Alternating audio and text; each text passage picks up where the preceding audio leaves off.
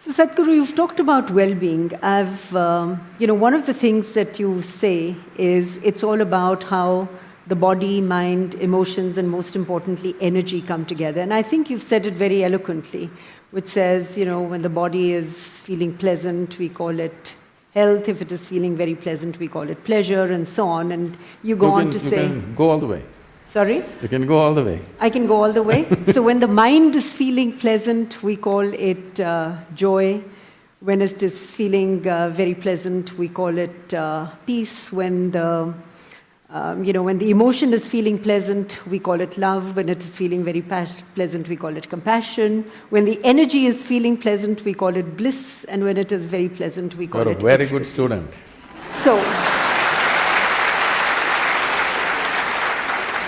So here's the question. Can you just elaborate on what you really mean? What is the difference between bliss and ecstasy? For people who are not mystics, what does it look like? I think I need to clarify this accusation of being a mystic. On a certain day, 2 cows were grazing on the English meadow. English cows. Got it? The Thomas Hardy kind. One cow said to the other, "What is your opinion about the mad cow disease?" The other one said, "I don't care a hoot, I'm anyway a helicopter." So what a mystic means is that there is no mistake about his perception as to who he is. Okay. So there are only 2 kinds of people, mystics and mistakes. That's an easy one to remember. So, a mystic did not fall from somewhere else. Strive to pay attention to simple aspects of life, very simple things. Very simple things means extremely simple things. Just right now, how do you know that you're here? What is the basis, I'm asking?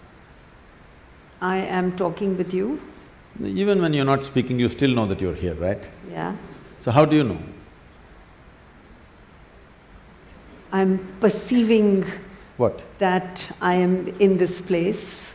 There is an audience here. We're in No, conversation. even if you close your eyes, you're still I have here, a right? mindfulness. I'm attentive to the fact that I'm in conversation. I'm conscious. You're conscious. I'm conscious. The reason that you know that you're here is because you're conscious. How do you know that you have a body? Because I can move my hand. So many things can move. But I am causing my hand to move. Fine, even if you don't move, you know it's there, right?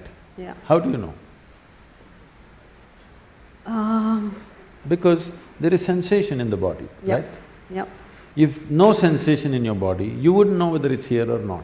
True. No consciousness, you wouldn't know whether you're here or not, Right. yes? Yep. So these are taken for granted things. If you pay little attention to these things, you will see there's a whole world out there, there's a whole existence by itself, just your sensation. If you pay enough attention, you know the nature of your physical existence.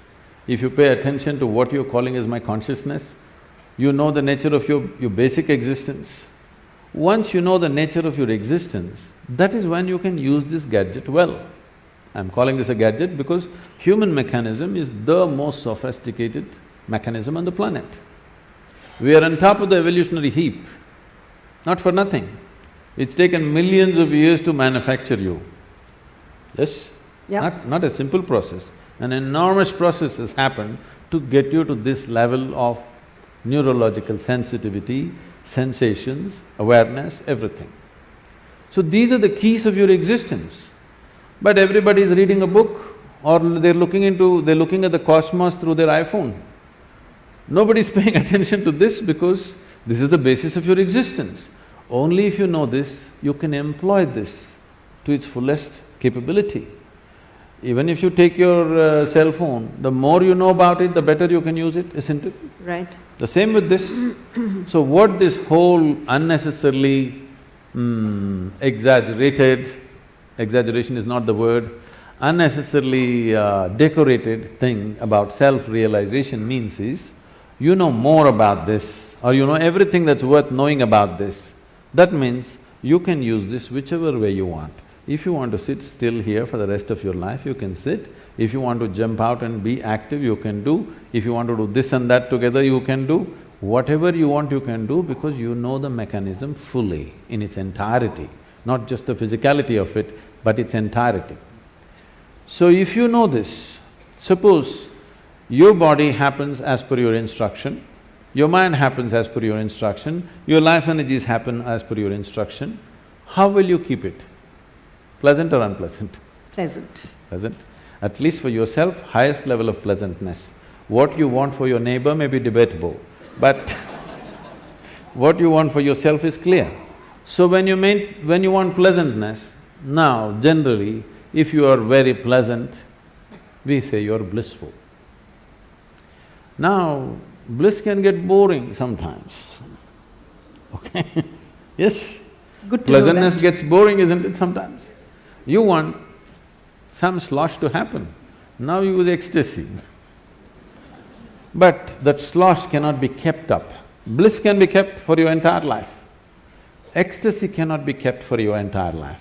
You go up and you come down. Or in other words, bliss is a sustainable level of pleasantness, the height of pleasantness. Ecstasy is not sustainable, but you can hit it often enough, at least a few times in a day you must hit it.